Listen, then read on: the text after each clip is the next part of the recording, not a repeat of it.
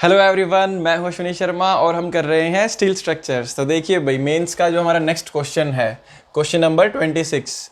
A tension member in a truss consist of a pair of angles ISA 100/65/10। मतलब आपका एक truss का member है, उसमें जो ट्रस का मेंबर है वो टेंशन मेंबर है और वो आपका consist of pair of angles, दो एंगल आपके कनेक्टेड है उस मेंबर पे 100/65/10 के। ठीक है, दो एंगल सेक्शन कनेक्टेड है।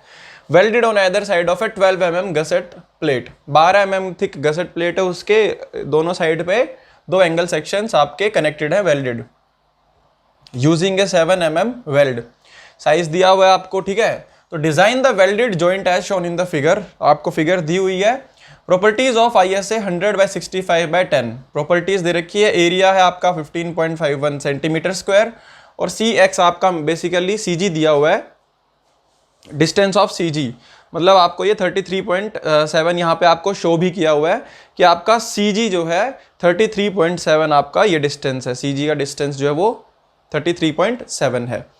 और आपको फिगर दी हुई है, अगर ये किसी को क्लियर ना हो तो यहाँ से क्लियर हो जाएगा कि डिस्टेंस कौन सा है। ठीक है।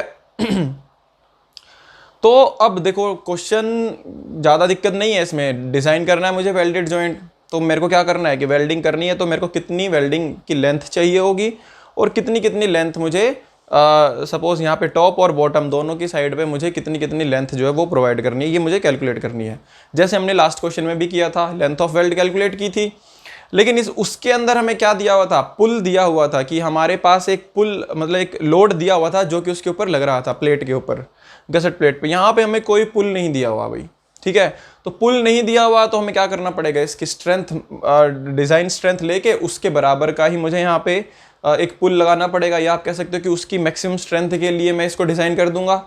तो मैक्सिमम स्ट्रेंथ जो होती है हमारी प्लेट की, अगर इसको एक बार पहले देखते हैं, दूसरे व्यू में देख लेते हैं, फिर थोड़ा क्लियर हो जाएगा आपको। ठीक है, यहाँ से तो आपको समझ आ गया, बट इसका जो साइड व्यू है वहाँ से देखेंगे तो आपको क्लियरिटी हो जाएगी कि मैं क्या बोलना चाह रहा हूँ। अभी दूसरा साइड व्यू जो इसका दिखेगा, हमें एक बार देखते हैं, वो हमें दिखेगा, इसको यहाँ से ऐसे कर देते हैं। ये तो समझ आ रहा है आप लोगों को, 2ISA ये दिया हुआ, आपको मेंशन किया हुआ था और कुछ नहीं है।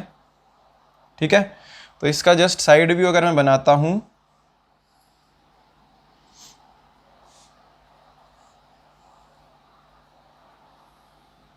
ये हमारी गसेट प्लेट हो गई। ठीक है,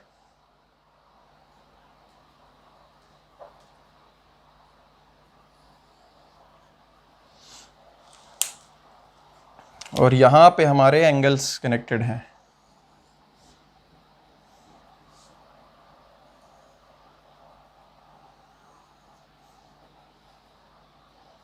अब इस बार यहाँ पे नीचे की तरफ आपका सपोर्टेड अनसपोर्टेड लेग होगी, क्योंकि वो आपको दिया हुआ है डायग्राम। ठीक है, और ये आपका हो जाएगा कंटिन्यूस। ठीक है, तो कुछ इस तरह से हमें देखने को मिलेगा ये। और ये जो हमें यहाँ पे CG जो दिख रहा है, ये हमें यहाँ से 33.7 पे दिख रहा है। और ये डिस्टेंस कितना है हमारा, 66.3। ये चीज़ें क्लियर। तो अब यहाँ पे इतनी चीज़ तो हमें समझ आ रही है। अब मैंने क्या कहा कि हमें पुल नहीं पता, तो मैं स्ट्रेंथ के हिसाब से लेंथ कैसे निकाल लूँगा। ठीक है, मुझे किसी पर्टिकुलर लोड के लिए तो लेंथ निकालनी पड़ेगी ना, कि अगर मुझे इतना लोड रेजिस्ट करवाना है तब उसके लिए मुझे इतनी लंबाई की ज़रूरत पड़ेगी वेल्डिंग की। मतलब 200 mm अगर मेरी आती है तो वो एक कुछ पर्टिकुलर लोड को ही रेजिस्ट कर पाएगी। तो वो कितना होगा, बेसिकली पहले मुझे वो डिसाइड करना है। तो वो कैसे करूँगा मैं, यहाँ पे हमारा एक पुल लग रहा होगा, मतलब कोई भी लोड जो है रजिस्ट करवाना होगा, जो कि मुझे वो लगेगा यहाँ पे कोई भी P लोड। ये P लोड मैं कितना लगा सकता हूँ मैक्सिमम, अब इसकी स्ट्रेंथ के ऊपर लगा सकता हूँ। देखिए, एक तो जो ये लोड लग सकता है मैक्सिमम, वो कितना लग सकता है, यहाँ पे मैं जो वेल्डिंग करूँगा उसकी स्ट्रेंथ के बराबर मैक्सिमम उतना लग सकता है। ठीक है, लेकिन अभी मैंने वेल्डिंग करी नहीं है, वेल्डिंग नहीं करी तो वेल्डिंग की स्ट्रेंथ भी नहीं आएगी। वेल्डिंग की स्ट्रेंथ किससे पता चल रही थी, उसकी लेंथ से। लेंथ बढ़ा दूंगा तो उसकी स्ट्रेंथ बढ़ जाएगी। तो अभी कैसे सिलेक्ट करें भाई इसकी स्ट्रेंथ की, कितनी स्ट्रेंथ के लिए डिज़ाइन करूँ मैं इसको? ये स्ट्रेंथ, डिज़ाइन स्ट्रेंथ जो मैं यहाँ पे रखूँगा, ये रखेंगे design tensile strength of plate. मतलब यहाँ पे क्या हो रहा है, इस पर्टिकुलर एंगल को मैं क्या कर रहा हूँ, खींच रहा हूँ, ठीक है। तो ये जो प्लेट है बेसिकली खींचने की ताकत लगा रहा हूँ मैं, इस प्लेट पे लगा रहा हूँ। तो इस मटेरियल की भी अपनी कुछ टेंसाइल स्ट्रेंथ होगी कि इतनी मैक्सिमम टेंशन ये बर्दाश्त कर सकता है, इससे ज़्यादा नहीं कर सकता, फेल हो जाएगा, ठीक है। शियर में तो बेशक स्ट्रॉन्ग हो जाए, बट टेंशन में यही कट जाएगा, यहाँ से यील्डिंग हो जाएगी इसकी, तो कोई फ़ायदा नहीं है लगाने का उससे ज़्यादा। तो यहाँ पे मैक्सिमम स्ट्रेंथ मैं कितनी लगा सकता हूँ या मैक्सिमम लोड में कितनी लगा सकता हूँ, इसकी टेंसाइल स्ट्रेंथ के बराबर। और टेंसाइल स्ट्रेंथ कौन सी, एक्सियल टेंशन में मैं इसकी, क्योंकि ये लोड जो है सेंट्रिसिटी पे नहीं लग रहा, ये टेंसाइल स्ट्रेंथ है सिर्फ। तो एक्सियल टेंशन में मैक्सिमम परमिसिबल स्ट्रेंथ हम कितनी लेके चलते हैं, 0.6 टाइम्स ऑफ Fy। तो वो हमारी WSM से करेंगे हम ये अभी, तो वो जो हमारी स्ट्रेंथ आएगी, ठीक है। और अगर आप LSM से करोगे तो Fy डिवाइड बाय 1.1, ये आपकी जो एक्सियल टेंशन में स्ट्रेंथ हम लेके चलते हैं वो हो जाती है वैल्यू। तो WSM से सॉल्व करेंगे क्योंकि LSM से पहले हम कर चुके हैं। तो यहाँ पे मैक्सिमम जो लोड में लेके चलूंगा, डिज़ाइन स्ट्रेंथ जो लेके चलूंगा, वो किसके बराबर लेके चलूंगा, इसकी टेंशन के अंदर जो स्ट्रेंथ होगी, मैक्सिमम परमिसिबल स्ट्रेंथ, ठीक है, इन टेंशन, उसके बराबर मैं लेके चलूंगा। उसके बाद फिर मैं उस पर्टिकुलर स्ट्रेंथ के लिए यहाँ पर effective length of weld calculate कर दूंगा। ये चीज़ क्लियर? वो बस इस यहाँ पे समझने वाली एक स्टेप था, बाकी बिल्कुल पिछले क्वेश्चन की तरह होगा और कुछ भी दिक्कत नहीं होगी। तो अब यहाँ पे पहले लिख लेते हैं कि भाई हमें जो वैल्यूज़ हैं वो क्या क्या गिवन है। यहाँ पे लिख लेते हैं गिवन वैल्यूज़, साइज दिया हुआ है, इसके अलावा जो लिखने वाली वैल्यूज़ हैं ये रहा। साइज ऑफ वेल्ड हमारा क्या है, 7 mm क्योंकि ये वैल्यू यूज़ होगी। थिकनेस दे रखी है गसेट की हमें 12 mm, 12 mm की गसेट प्लेट है यहाँ पे। और ठीक है, एरिया दिया हुआ है mm में लिख देता हूँ मैं यहाँ पे 1551 mm स्क्वायर, सेंटीमीटर में दिया हुआ है ना आपको। और ये CX जो दिया हुआ है ये आपको यहाँ पे दिखाई दे रहा है, वो लिखने की ज़रूरत नहीं है। ये चीज़ क्लियर भाई? ये चीज़ें हमें गिवन है। अब हमें कैलकुलेट क्या करना है, सबसे पहले तो हम क्या करेंगे यहाँ पे, कैलकुलेट डिज़ाइन स्ट्रेंथ। तो सबसे पहले तो क्या होगा, design tensile strength of plate.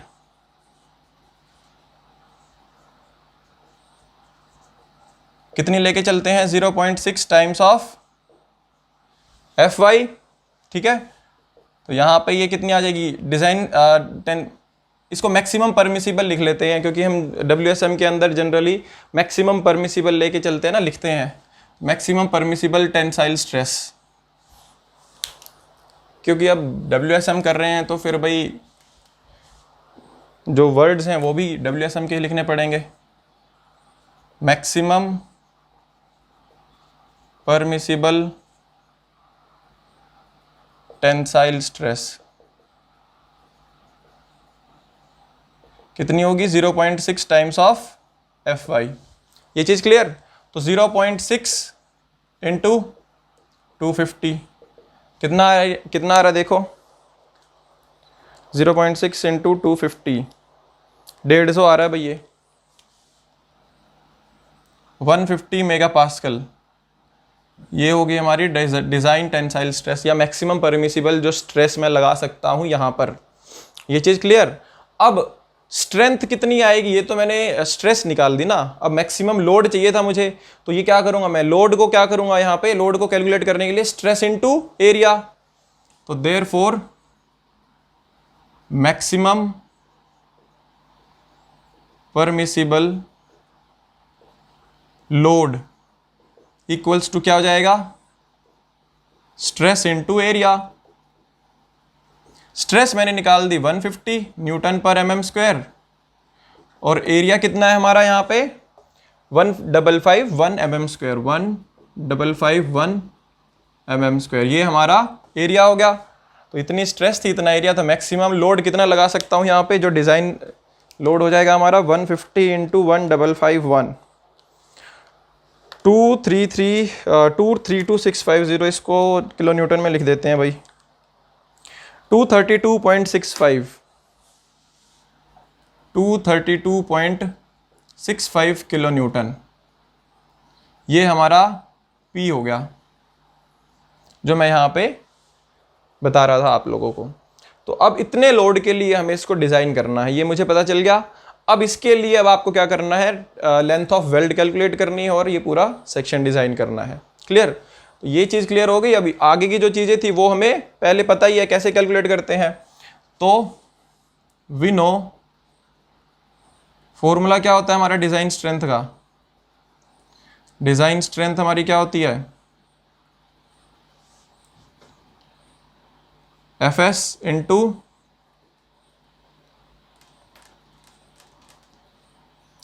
L effective into throat thickness, यही होता है स्ट्रेस इंटू एरिया बेसिकली। ठीक है, तो डिज़ाइन स्ट्रेंथ हमारी कितनी है, 232.65 इंटू 10⁻³ किलो न्यूटन हो गया ये, मतलब इतना।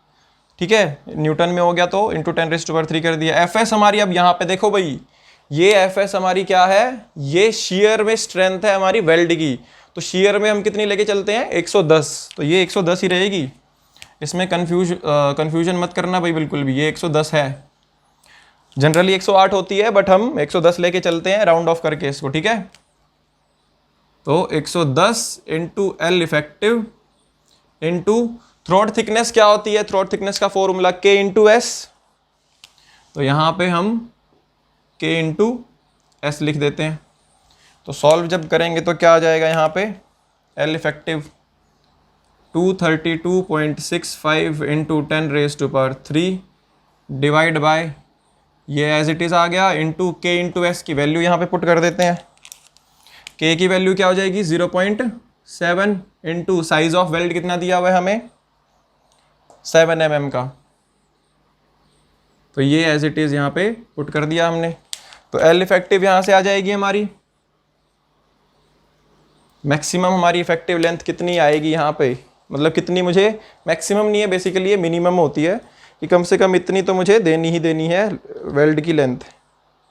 232.65 into 10⁻³ divide by 110 into 0.7 into 7, 431.6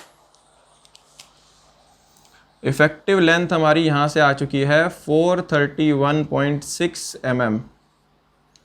तो इसको 432 कर देते हैं यार। ठीक है, राउंड ऑफ कर दिया हमने कि कम से कम हमें इतनी तो चाहिए। तो इफेक्टिव लेंथ 431.6 थी, हाँ ठीक है, 432 हमने कर दी, राउंड ऑफ कर दी। इतनी भी लेके चल सकते हो, कोई दिक्कत नहीं है, बट काम आसान करने के लिए राउंड ऑफ कर दी। अब हमारी इसके बाद क्या बारी आती है कैलकुलेट करने की। ये तो मैंने कैलकुलेट कर दी 432, मतलब यहाँ पे और यहाँ पे, इधर जो टोटल हमारी मेरे को लेंथ चाहिए।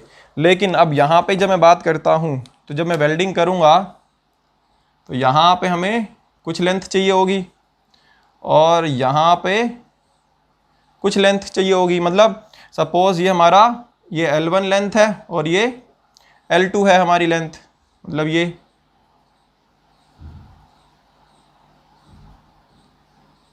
ये हमारी लेंथ, यहाँ पे हमने L1 और L2 नाम दे दिया इनको। ये चीज़ क्लियर। और इनको पॉइंट्स को भी अब नाम दे देते हैं भाई। ये सपोज A है, सपोज ये पॉइंट हमारा B है। अब वही चीज़ आ गई, ये इसको रजिस्ट करने के लिए यहाँ पे हमें P1 और P2 दिख रहा होगा भाई, कुछ स्ट्रेंथ होगी ना बेसिकली, कि ये भी रजिस्ट कर रहा है और ये भी रजिस्ट कर रहा है। तो यहाँ से हमें सपोज P1 मिलेगा और यहाँ से P2। ये चीज़ क्लियर।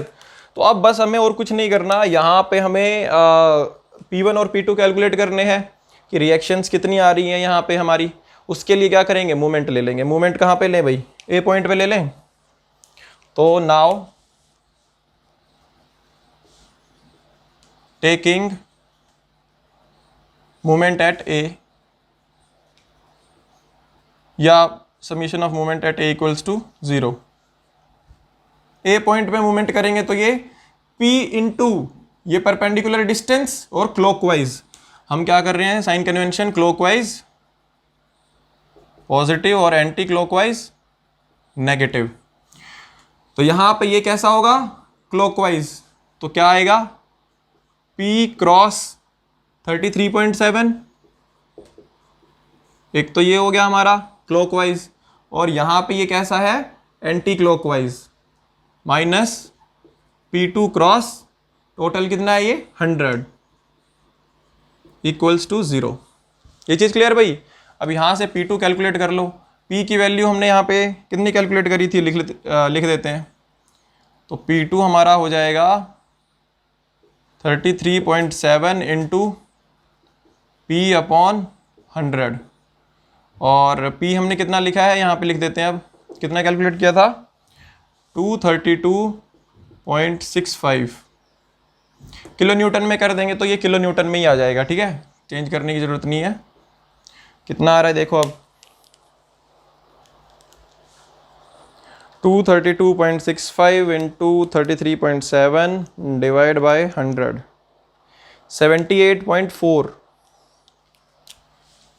78.4 kilo Newton. ये आ गया हमारा P2। कितना आ गया ये 78.4 किलो न्यूटन। क्लियर। और ये दूर था ना बेसिकली, यहाँ पे ज़्यादा एरिया कॉन्सेंट्रेटेड है तो यहाँ की रिएक्शन हमारी ज़्यादा नज़र आएगी। CG के वो पास भी है इसीलिए भी, और देयरफॉर P1 क्या हो जाएगा P माइनस P2, क्योंकि हमें पता है P1 प्लस P2 क्या होता है हमारा P के बराबर है, या यहाँ पे यही लिख दो P1 plus P2 equals to P। Therefore P1 क्या हो जाएगा, P क्या था 232.65 माइनस P2 क्या है 78.4। तो P1 देखो कितना आ रहा है भाई 232.65 माइनस 78.4, 154.25, 154.25 किलो न्यूटन। P1 भी आ गया। कितना आ गया हमारा P1 154.25 किलो न्यूटन। तो P1 आ गया, P2 आ गया, दोनों आ गए। अब हमारी बारी कैलकुलेट करने की है L1 और L2। इजी है, कोई दिक्कत नहीं होगी। क्या करें, सेम फॉर्मूला लगा देते हैं, ये वाला डिज़ाइन स्ट्रेंथ वाला, ठीक है। एंड वी नो कि कौन सा यूज़ करें, कम वाला कर लेते हैं चलो। P2 इक्वल्स टू क्या हो जाएगा Fs into L2 into throat thickness, यही हो जाएगा फॉर्मूला। P2 कितना था 78.4 into 10⁻³ equals to 110 into L2 into throat thickness 0.7 into 7। तो L2 कितना आ गया भाई, यहाँ से देखो 78.4 into 10⁻³ divide by 110 into 0.7 into 7। तो यहाँ से हमारा L2 कितना आएगा देखो 78.4 into 10⁻³ divide by 110 into 0.7 into 7, 145.45, 145.45 mm। ये हमारी L2 आ गई भाई, मतलब ये जो लेंथ आ गई ये हमारी कितनी आ गई 145.45 mm। और हमारी L1 कितनी आ जाएगी, देयरफॉर यहाँ पे लिख लो we know L1 plus L2 क्या होता है हमारा L इफेक्टिव। तो therefore L1 equals to L effective minus L1। L effective कितना था टोटल कितना कैलकुलेट किया था 432। तो 432 माइनस L1 कितना किया है, सॉरी ये L2 आएगा ना यहाँ। तो 432 माइनस 145.45। तो यहाँ पे देखो कितना आ रहा है L1 हमारा 432 माइनस 145.45, 286.55, 286.55 mm। ये हमारा L1 आ गया भाई। क्लियर, दोनों चीज़ें आ गई, L1 भी आ गया और L2 भी आ गया। L1 कितना आया 286.55 mm। तो वैसे भी समझ सकते हो कि ये हमारा लोड ज़्यादा आ रहा है, तो इसको रेजिस्ट करने के लिए लंबाई भी ज़्यादा चाहिए होगी, लेंथ ज़्यादा चाहिए होगी। और जनरली हमारे यहाँ पे अनसपोर्टेड हमारा एरिया ज़्यादा कॉन्सेंट्रेटेड है, तो यहाँ पे हमें जनरली ज़्यादा ही रिक्वायरमेंट होती है। ये चीज़ क्लियर सबको? तो क्योंकि वहाँ पे रिएक्शन ज़्यादा आएगी तो हमें लेंथ ऑफ वेल्ड जो है वो ज़्यादा देनी पड़ेगी। तो ये क्वेश्चन था यार बेसिकली। देखो इसमें क्वेश्चन में कुछ ज़्यादा डिफरेंस नहीं था, सिर्फ हमें इतना जो पोर्शन था, ये जो पार्ट था कि हमें मैक्सिमम परमिसिबल लोड किसके लिए, डिज़ाइन किसके लिए करना है बेसिकली, ठीक है, ये कैलकुलेट करना था। और वो हमें इसकी एक्सियल टेंशन से हमें पता चलेगा, ठीक है। जनरली यहाँ पर आप लोग गलती कर देते हो, यहाँ पे जो एफ ले लेते हो वो एफ नहीं आएगा यहाँ पे, मतलब डिज़ाइन स्ट्रेंथ कैलकुलेट करते टाइम पे, क्योंकि वो आपकी शीयर में स्ट्रेंथ होती है। हम यहाँ पे एक्सियल टेंशन देंगे, उसके हिसाब से फिर इसकी पहले स्ट्रेंथ निकालेंगे, उतना लोड रेजिस्ट करवाना है, और उस लोड के लिए फिर लेंथ ऑफ वेल्ड कैलकुलेट कर देंगे। क्लियर?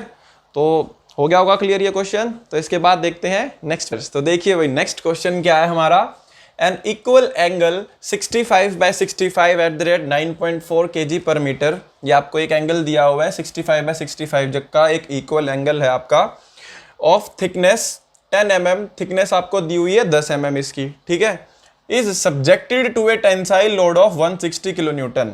अब ये आपका 160 किलो न्यूटन के टेंसाइल लोड पर काम कर रहा है, मतलब इसके ऊपर एक 160 किलो न्यूटन का टेंसाइल लोड लग रहा है अलोंग इट्स सेंट्रोइडल एक्सिस, ठीक है, तो एसेंट्रिसिटी पे नहीं है।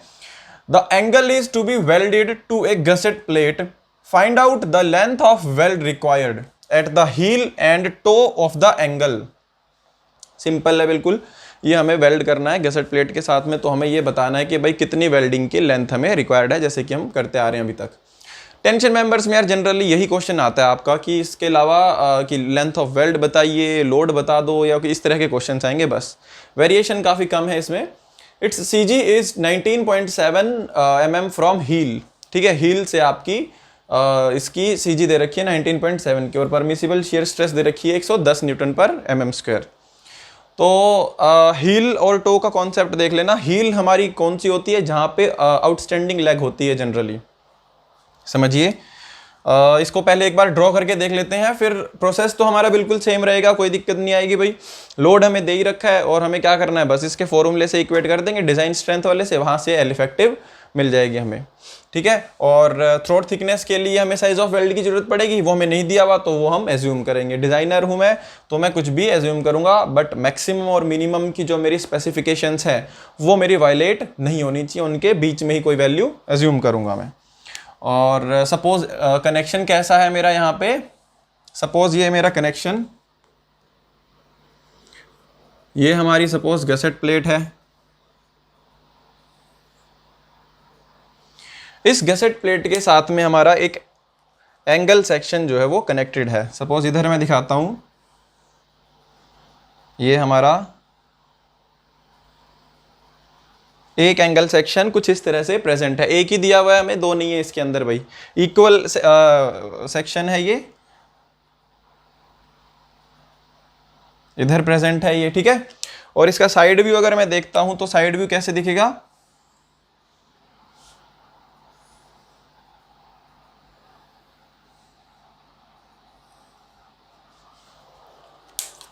साइड व्यू के अंदर हमें ऐसे दिखेगा भैया,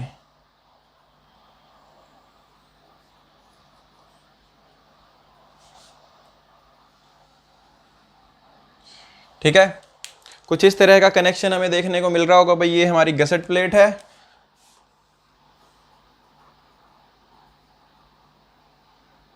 ये हमारी गसेट प्लेट हो गई, और ये हमारा एंगल सेक्शन हो गया एल सेक्शन। और डायमेंशंस क्या दे रखी हैं भाई इसकी, 65/65, तो 65 हमारी ये डायमेंशन होगी यहाँ से यहाँ तक की, और 65 ही हमारी ये डायमेंशन हो गई, ठीक है। ये भी कितनी है 65, और थिकनेस इसकी कितनी दे रखी है हमें 10 mm, तो बेसिकली इस तरह का। और एक हाँ, पुल कितना लग रहा है इसके ऊपर, टेंसाइल लोड कितना लग रहा है भाई, पी की वैल्यू कितनी दी हुई है, tensile load of 160 kilo Newton, 160 kilo Newton का यहाँ पे एक टेंसाइल लोड जो है इसके ऊपर लग रहा है। तो इस तरह का कनेक्शन है हमारा, इसको यहाँ पे वेल्ड करना है मुझे, तो मुझे ये बताना है कि वेल्डिंग की लेंथ कितनी रिक्वायर्ड होगी। टो किसको बोलेंगे, ये देखो ये हमारा टो होता है और ये हमारी हील होती है। बेसिकली ये जो सी जी दिया हुआ है, अगर आपको कन्फ्यूजन भी होती है कि टो और हील के अंदर कन्फ्यूजन होती है, तो सबसे बेस्ट मैंने बताया हुआ है आप लोगों को कि आप इसके सी जी से समझ सकते हो। इसका सी जी आपको कितना दिया हुआ है, 19.7 मीटर फ्रॉम हील, मतलब, और आपको पता है कि इस पर्टिकुलर एंगल सेक्शन का सीजी किसके नज़दीक आएगा, आउटस्टैंडिंग लेग के नज़दीक आएगा।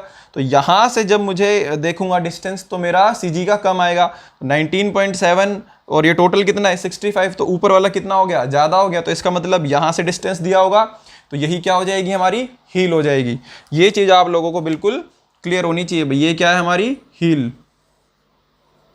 और यहाँ से यहाँ पे कहीं पे हमें सी जी दिया हुआ है इसका, ठीक है, कितने डिस्टेंस पे, 19.7 mm, ठीक है। यहाँ पे भी आप दिखा सकते हो, ये जो डिस्टेंस है हमारा ये है 19.7, क्लियर। तो यहाँ पे हमें इन वेल्डिंग की लेंथ दिखानी है, और ये सपोज ये यहाँ पे वेल्डिंग मुझे करनी होगी, तो ये L1 लेंथ यहाँ से लेके यहाँ तक की, और L2 लेंथ हमारी यहाँ से लेके यहाँ तक की। ये दोनों लेंथ मुझे कैलकुलेट करनी है। ये हमारी हो गई हील के साइड, और ये क्या हो गया, टो हो गया। ये हील है तो ये क्या है, हमारा टो, ठीक है। इसको आप एक पैर की तरह देख सकते हो कि आपका जो पैर होता है उसके अंदर क्या हो गया, आपका ये एडी के रूप में काम करती है ना हील, और ये आपका टो के रूप में काम करता है। मतलब आपका पैर का अंगूठा कह सकते हो, कुछ भी, तो उसके हिसाब से आपको नाम दिया हुआ है और कुछ नहीं है। हील आपकी एडी यही कहीं आती है ना, तो उसी के हिसाब से आप समझ भी सकते हो, क्लियर। बस नाम का कुछ वो था थोड़ा, और बाकी बिल्कुल सिंपल क्वेश्चन है, तो करके देखते हैं। चलो इसको भी सॉल्व। तो अब वैल्यूज़ लिखते हैं। गिवन हमारा डेटा क्या क्या है भाई, डायमेंशंस दे रखी हैं, थिकनेस लिखते हैं हम। थिकनेस हमारी दे रखी है कितनी, 10 mm, और लोड दे रखा है हमारा P है 160 किलो न्यूटन। इसके अलावा CG दिया हुआ है हमारा, वो खैर हमने लिख दिया नीचे। ये FS की वैल्यू दे रखी है हमें 110 न्यूटन पर mm स्क्वायर। इसके अलावा तो और कोई खास वैल्यू नहीं दी हुई जो लिखने की ज़रूरत पड़े, ठीक है। बाकी तो जो डायमेंशन होंगी वो हम यहाँ से देख के यूज़ कर लेंगे। तो अब हमें पता है कि सबसे पहली चीज़ जो हमें ज़रूरत पड़ेगी वो किसकी ज़रूरत पड़ेगी, साइज़। तो साइज़ की रिक्वायरमेंट जो होगी हमारी, मिनिमम की क्या करनी पड़ेगी, हमें देखनी पड़ेगी भाई, size of weld. Size of weld कैसे कैलकुलेट करेंगे हम, मिनिमम की रिकमेंडेशन क्या होती है हमारी यहाँ पे, मिनिमम साइज़ की। मिनिमम साइज हम कैसे निकालते हैं भाई, थिकर प्लेट की थिकनेस देखते हैं, बेसिकली जो मोटी प्लेट होती है जिसकी थिकनेस ज़्यादा होती है, ठीक है। बट यहाँ पे तो हमें गसेट प्लेट की नहीं दे रखी, तो हमारे पास एक ही ऑप्शन है कि हम इसकी एंगल की थिकनेस देखते हैं। तो 10 mm से नीचे तक की हमारी कितनी थिकनेस लेके चलते हैं, कितना साइज ऑफ वेल्ड लेके चलते हैं, 3 mm का। तो 3 mm हमारा यहाँ पे आ गया मिनिमम। और मैक्सिमम, अब maximum size of weld, maximum के लिए क्या होता है, दो कंडीशन। एक तो यहाँ पे करूँगा तो ये क्या है, स्क्वायर एज, और यहाँ पे करूँगा तो ये क्या है, हमारा राउंडेड एज। तो दोनों के लिए देखते हैं। फॉर स्क्वायर एज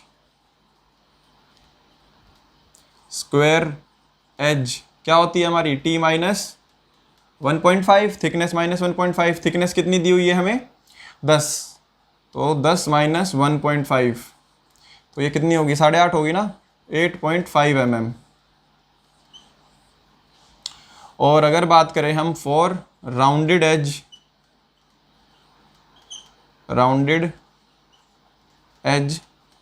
तो राउंडेड एज पे कैसे कैलकुलेट करते हैं भाई, 3/4 ऑफ थिकनेस। वैल्यू कितनी आ जाएगी यहाँ से हमारी, 3/4 इंटू 10। तो ये कितनी आ रही है हमारी यहाँ पे, ये हमारा कट जाएगा 2.5, 25 50 75, 7.5। ठीक है, करोगे यही आएगा। अब ये मैंने बस 4 को इससे काट दिया। ठीक है, 2.5 25 के 100 होता है ना, तो वही हमने यहाँ पे किया है बस। 2.5 का डबल 5, 5 का डबल 10, तो वो आ गया हमारा यहाँ पे ये s।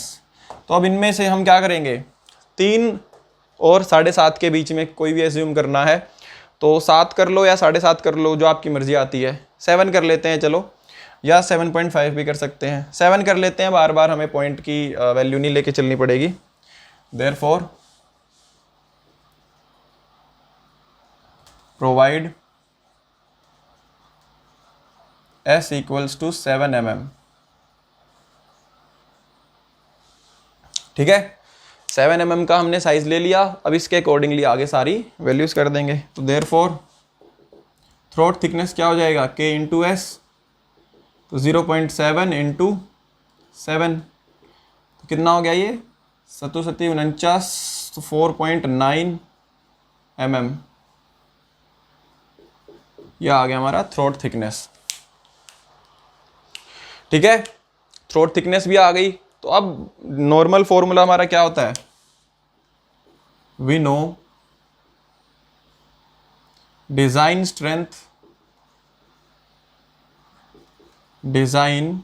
Strength equals to Fs into L effective into throat thickness. यही होता है स्ट्रेस इंटू एरिया। तो डिजाइन स्ट्रेंथ हमारी कितनी है, 160 के बराबर। तो 160 इंटू 10⁻³ इक्वल्स टू Fs की वैल्यू कितनी दी हुई है भाई हमें, 110 दी हुई है। नहीं देता तब भी हम जनरली यही यूज़ करते हैं। L इफेक्टिव कैलकुलेट करनी है, इंटू थ्रोट थिकनेस 4.9 आ गई। ठीक है, तो L इफेक्टिव यहाँ से कितनी आ जाएगी, 160 इंटू 10⁻³ अपॉन 110 इंटू 4.9। तो L इफेक्टिव यहाँ से हमारी आ जाती है 160 into 10⁻³ upon 110 into 4.9, 296.8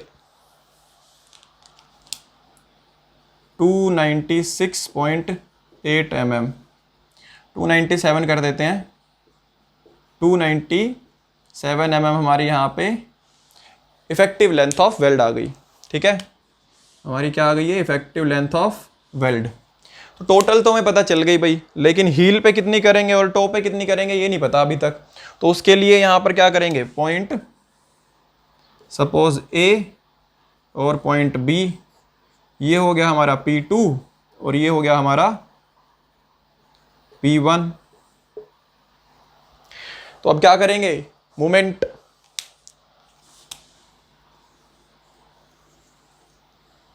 now summation of movement about किसके करें, A कर देते हैं, इक्वल्स टू 0। तो इक्वेशन क्या बनेगी हमारी, क्लॉकवाइज हम क्या ले रहे हैं, क्लॉकवाइज हमने क्या लिया, पॉजिटिव, और एंटी क्लॉकवाइज नेगेटिव। ठीक है भाई, तो यहाँ पे इक्वेशन क्या बनेगी, P क्रॉस 19.7, P कितना था 160 किलो न्यूटन में ही रहने देते हैं, इंटू 19.7। ठीक है, क्लॉकवाइज था तो पॉजिटिव, और यहाँ पे ये क्या है P2, एंटी क्लॉकवाइज आएगा ये, माइनस P2 इंटू ये टोटल कितना है 65 इक्वल्स टू 0। तो यहाँ से P2 कितना आ जाएगा हमारा 160 इंटू 19.7 डिवाइड बाय 65। तो ये P2 कितना आ रहा है देखो,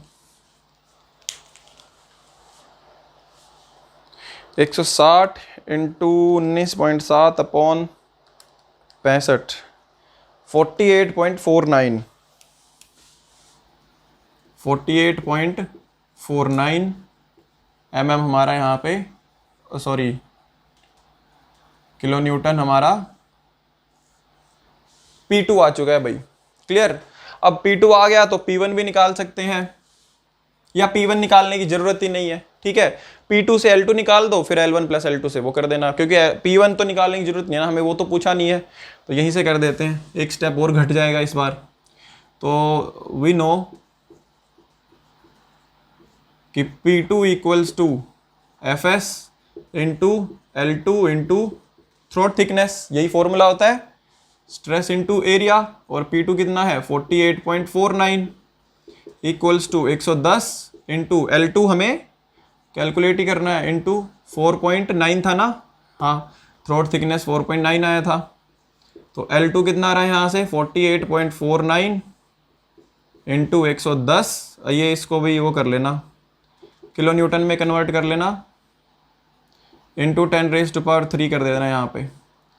ठीक है, इंटू 10⁻³ कर दिया मैंने इसका यहाँ पे, और 110 नहीं आएगा यहाँ पे, ये नीचे आ जाएगा ना। दोबारा लिख देता हूँ यार ये।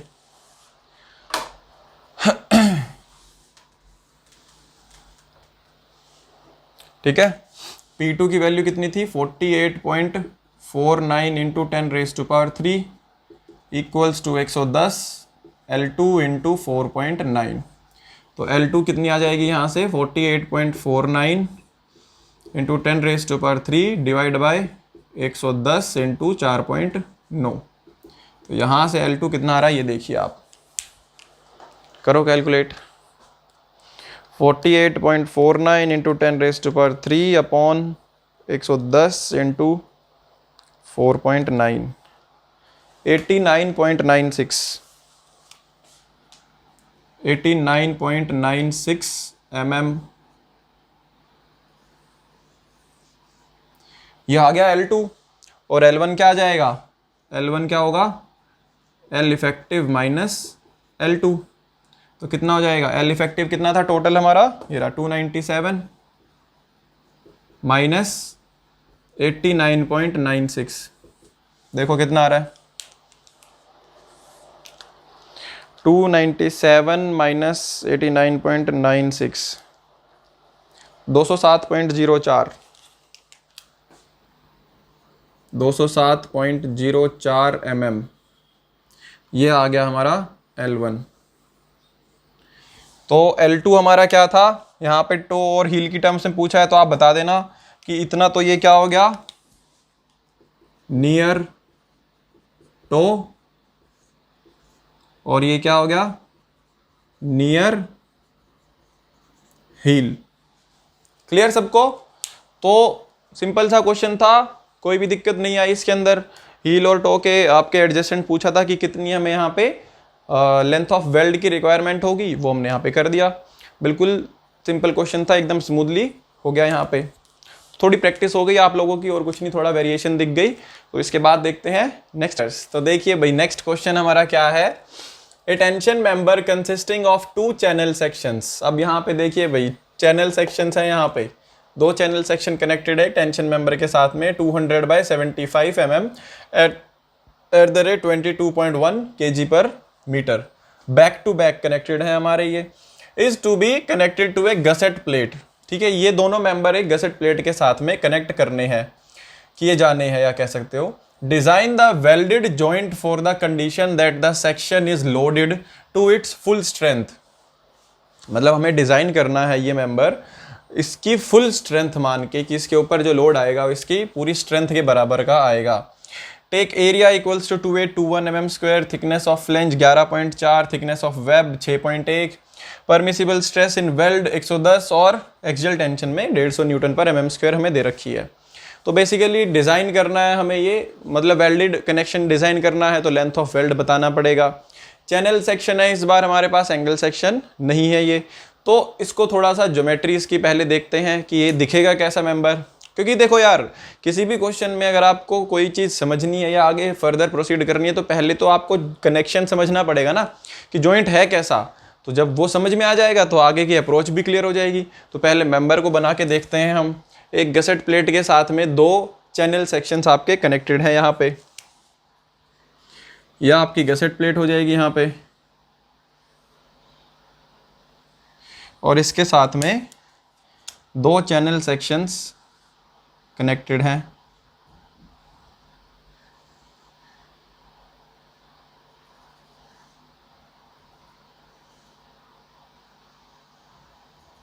एक चैनल सेक्शन ये हो गया, दूसरा चैनल सेक्शन हमारा यहाँ पे है। बैक टू बैक कनेक्टेड हैं दोनों।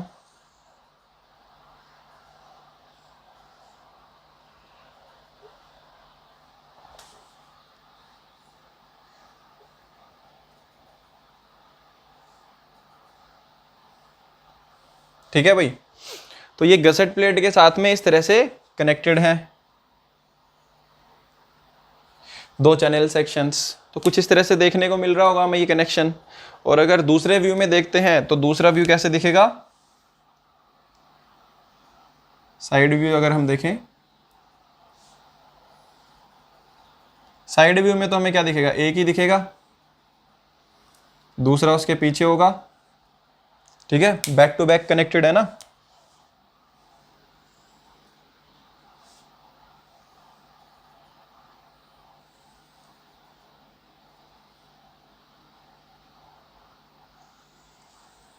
यहां पर भी आउटस्टैंडिंग लेग है आपकी, और यहां पर भी आउटस्टैंडिंग लेग है इसके अंदर। क्लियर। तो यहां पे ये आपकी गसेट प्लेट कह दो या कनेक्शन कह सकते हो आप। ठीक है, और ये आपका मेंबर कुछ इस तरह से नजर आएगा। इसके अंदर वेल्डिंग कैसे करी गई होगी, वेल्डिंग कैसे करेंगे भाई, यहाँ पे जोड़ेंगे और इसको यहाँ पे जोड़ेंगे। ठीक है, यहाँ पे करना चाहे तो यहाँ पे भी वेल्डिंग कर सकते हैं। मतलब यहाँ पे अगर हम देखें तो वेल्डिंग यहाँ पर करी गई होगी और यहाँ पर, मतलब करेंगे हम, जो डिज़ाइन हम कर रहे हैं, यहाँ पे वेल्डिंग होगी और यहाँ पे वेल्डिंग होगी। ठीक है, और यहाँ पे ऐसे देखने को मिल जाएगी हमें।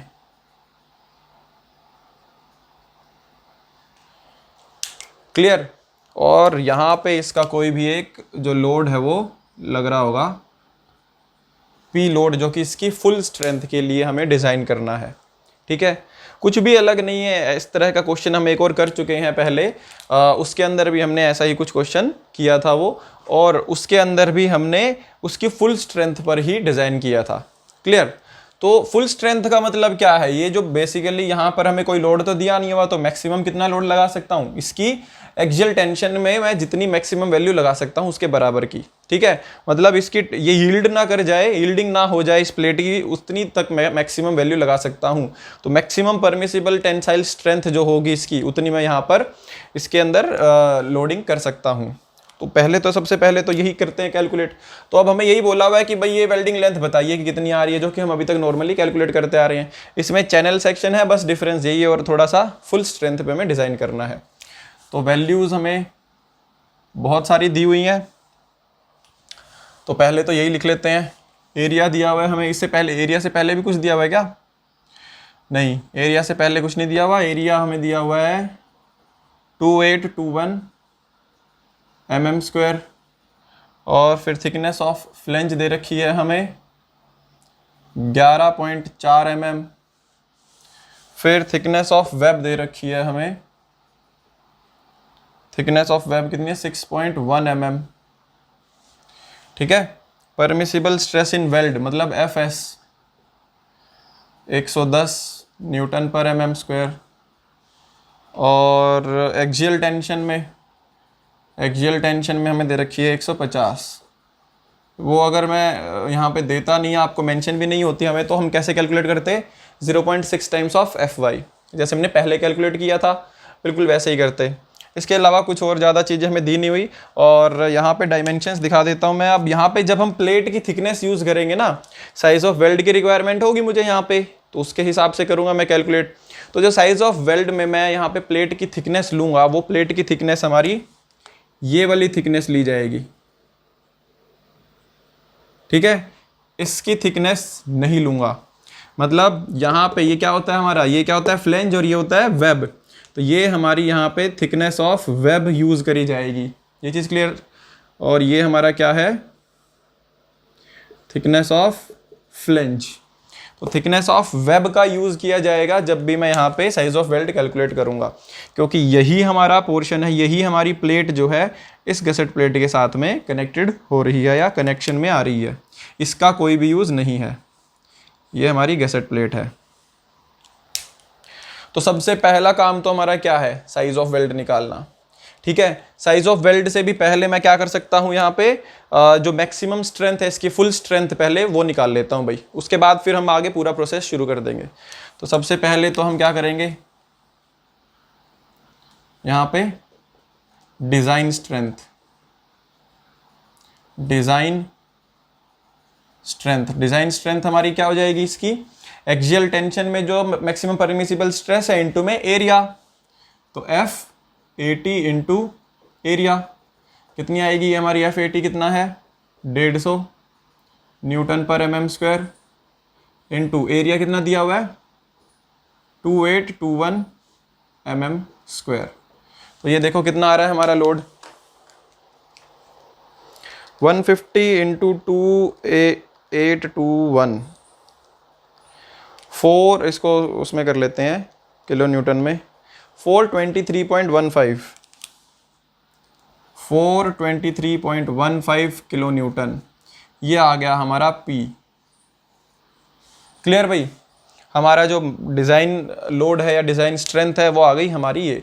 अब इसके लिए सारी चीज़ें डिज़ाइन करेंगे, तो अब इसके बाद नेक्स्ट स्टेप हमारा क्या होगा, साइज ऑफ वेल्ड, क्योंकि वो भी दिया नहीं हुआ हमें, तो साइज ऑफ वेल्ड हमें क्या करना पड़ेगा, सिलेक्ट करना पड़ेगा। अब यहाँ पे देखो यार, यहाँ पे भी स्क्वायर एज है और यहाँ पे भी स्क्वायर एज है, तो मैक्सिमम के केस में राउंडेड एज के लिए चेक करने की जरूरत नहीं पड़ेगी हमें, लेकिन मिनिमम के लिए हमें क्या करना पड़ेगा, चेक लगाना पड़ेगा। और हमें यहाँ पे थिकनेस जो दे रखी है, पहले तो हम यहाँ पे लिखते हैं मिनिमम साइज हमारा क्या होगा, थिकर प्लेट के बेसिस पे होता है बेसिकली, तो गैसेट की तो दे नहीं रखी हमें, तो क्या बची हमारी सिर्फ thickness of web. Thickness of web हमें कितनी दे रखी है 6.1 mm, तो मिनिमम तो हमारी क्या होगी 10 mm, या 10 mm से कम के लिए हम कितना लेते हैं minimum size of weld 3 mm का, मिनिमम तो हमारा 3 mm हो गया। अब मैक्सिमम में भी हमारा अब क्या है, स्क्वायर एज है ये हमारा मैक्सिमम साइज। ठीक है, अब ये किसका है, स्क्वायर एज, स्क्वायर एज, इसमें क्या होता है थिकनेस माइनस 1.5, यही करते हैं। तो थिकनेस हमारी यहाँ पे कितनी है 6.1, 6.1 माइनस 1.5, तो ये कितना आ रहा है, 6 में से 1.5 घटाएंगे तो आ गया हमारा 5 और 4.5, 4.6 आ गया, ये 4.6 mm। इससे ज़्यादा नहीं रखना और इससे कम नहीं रखना मुझे साइज़ यहाँ पे, तो 4.5 ले लेते हैं साइज़, ठीक है, या 4 ले लें, बताइए ज़्यादा कन्वीनियंट हमारा क्या रहेगा। आगे हमें फिर थ्रोट थिकनेस खैर कोई दिक्कत नहीं, 4.5 ले लेते हैं। Therefore use S equals to 4.5 mm। ठीक है भाई, 4.5 mm का हमने यहाँ पे साइज ऑफ वेल्ड दे दिया। अब बारी आती है हमारी क्या, थ्रोट थिकनेस भी कर लेते हैं calculate, and throat thickness equals to K into S, तो 0.7 इंटू 4.5, देखो कितना आ रहा है ये 0.7 इंटू 4.5,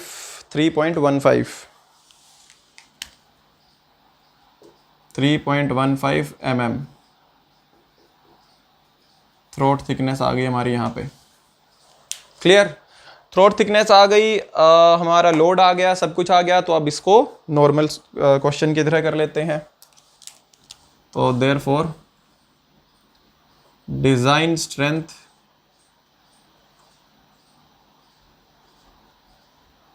यहाँ पे आप डिज़ाइन स्ट्रेंथ ये ना करके आप इसको क्या कर सकते हो, मैक्सिमम स्ट्रेंथ या फुल स्ट्रेंथ इसकी कितनी आएगी ये लिख देना, फुल स्ट्रेंथ, क्योंकि फिर कंफ्यूज हो जाओगे। डिज़ाइन स्ट्रेंथ वेल्ड में आप देख रहे हो यहाँ पे, तो वो क्या होगी FS into L effective into throat thickness.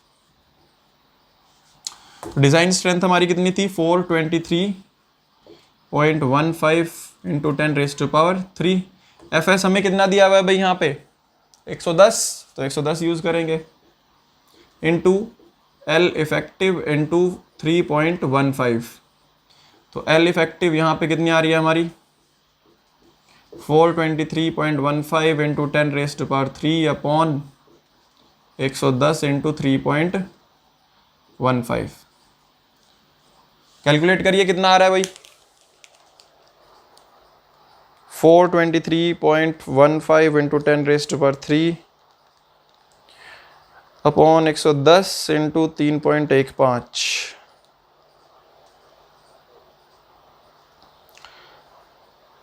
Upon 110 into 3.15, ठीक है 1221।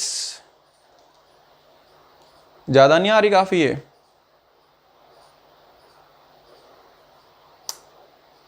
ठीक है, सही किया है ना, कोई मिस्टेक तो नहीं है? नहीं, सही वैल्यू 1221.21 1221.21 mm। ये हमारी टोटल जो है वेल्ड की लेंथ हमें चाहिए। हाँ, किस लिए आ रही है इतनी ज़्यादा वो भी बताता हूँ, क्योंकि यहाँ पे हमने किसके लिए कैलकुलेशन करी है सारी की सारी, ये सारी की सारी कैलकुलेशन 423.15 किलोन्यूटन के लिए हुई है, और ये लोड किसके द्वारा लिया जा रहा है, इन दोनों चैनल सेक्शंस के द्वारा लिया जा रहा है। तो अगर एक की कैलकुलेशन करता तो हाफ लोड लेता, अब ये दोनों के साइड पे आई है हमारी, ठीक है, दोनों की साइड पे अगर मैं बात करूं कि इस इधर और इसके बैक साइड में दोनों की मिला के इफेक्टिव लेंथ हमारी इतनी आई है। तो अगर मैं यहां पे बात करूं effective length on each side, effective length of weld on each side of gusset plate equals to क्या हो जाएगी आपकी एल इफेक्टिव डिवाइड बाय 2, तो 1221.21 डिवाइड बाय 2, देखो कितना आ रहा है, ये डिवाइड बाय 2 करते हैं तो 610.6 mm। एल डैश इफेक्टिव दे देते हैं इसको नाम, ये हमारा आ गया एल डैश इफेक्टिव एक साइड पे अगर मैं करता हूं इसको वेल्ड। क्लियर, मतलब यहां पे अगर मैं बात करूं तो ये हमारी सपोज L1 थी, ठीक है, और ये हमारी सपोज L2 थी, तो L1 प्लस L2 जो आई है वो हमारी L डैश इफेक्टिव के बराबर है अगर मैं एक साइड की बात करता हूं। तो L1 और L2 कितनी आएंगी? अब इस केस में ये देखो आप, बिल्कुल सिमेट्रिक सेक्शन है हमारा, ठीक है, इसका CG भी हमारा सेंटर पे लाई करेगा, C सेक्शन है तो सेंटर पे CG लाई करेगा, और L1 और L2 हमारी क्या आ जाएंगी, सेम आएंगी बिल्कुल, तो P1 और P2 भी सेम आ जाएगा। यहां पे लिख देते हैं we know L1 plus L2 equals to L dash effective, therefore and due to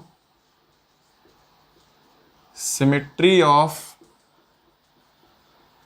channel section L1 equals to L2, L1 और L2 हमारी क्या हो जाएंगी, सेम हो जाएंगी।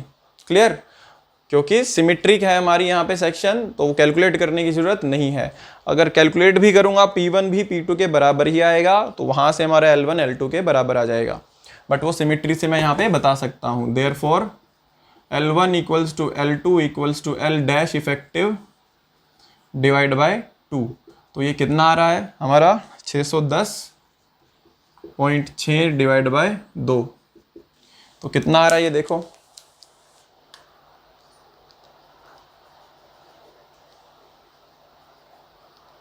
छः 610.6 डिवाइड बाय 2, 305.3 mm। ये हमारा आ गया L1 इक्वल्स टू L2।